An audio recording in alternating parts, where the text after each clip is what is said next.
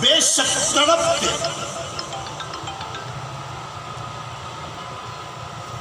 زبان کی جو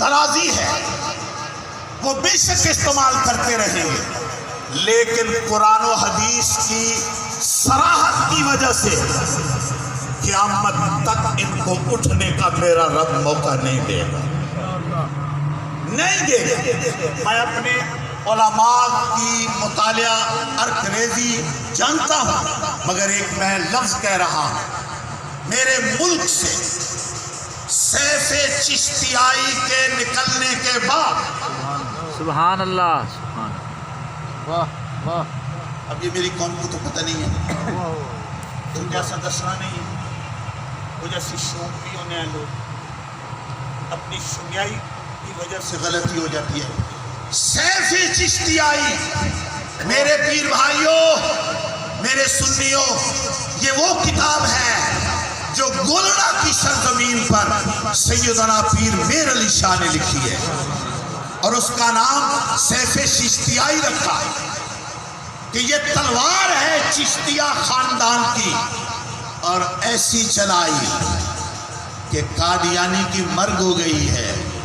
انہوں نے معمولی چمٹے چمٹے چمکاون نال یہ کبھی زندہ نہیں ہوں گے، زندہ رہے گا تو میرے نبی کا دین زندہ رہے گا۔ سمجھانا چاہتا ہوں، سبحان اللہ، واہ، 73 کے آئین میں جو چیز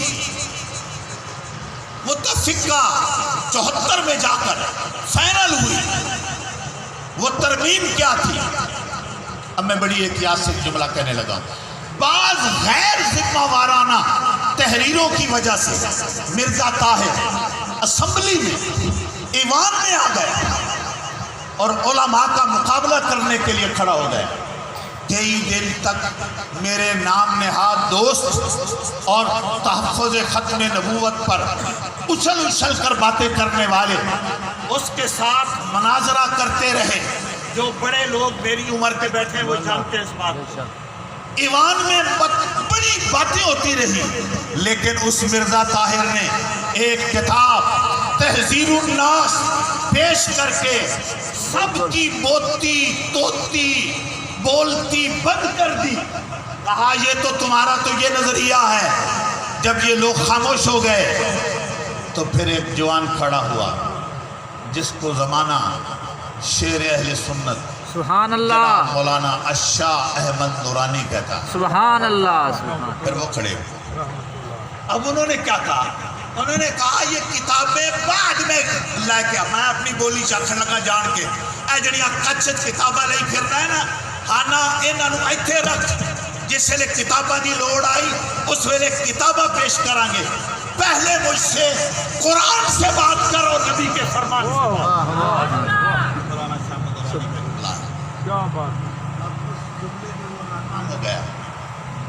پیر صاحب کی گفتگو اتنی مؤثر ہوئی کہ یہ قوم قادیانی اقلیت قرار دی گئی، ان کا عقیدہ کفر پر مبنی قرار دیا گیا، اور ان کے اوپر ضیاء دور میں ان کی مذہبی کاوشوں اور ان کی عبادت گاہوں کو مسجد کہنے کا بھی حق ختم کر دیا گیا۔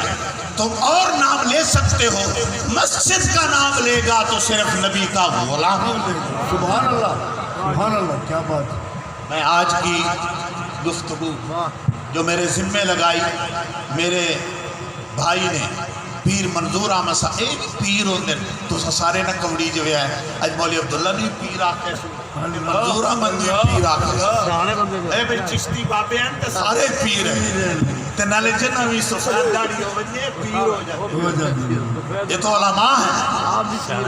اے بھی سادہ داڑھی والا ہی پیر ہو ویندا جس لے ہوئی چٹی داڑھی ہو ونجے، کہ اے تے علماء ہیں، قراء ہیں، تو انہاں دا درجہ بڑا ہے۔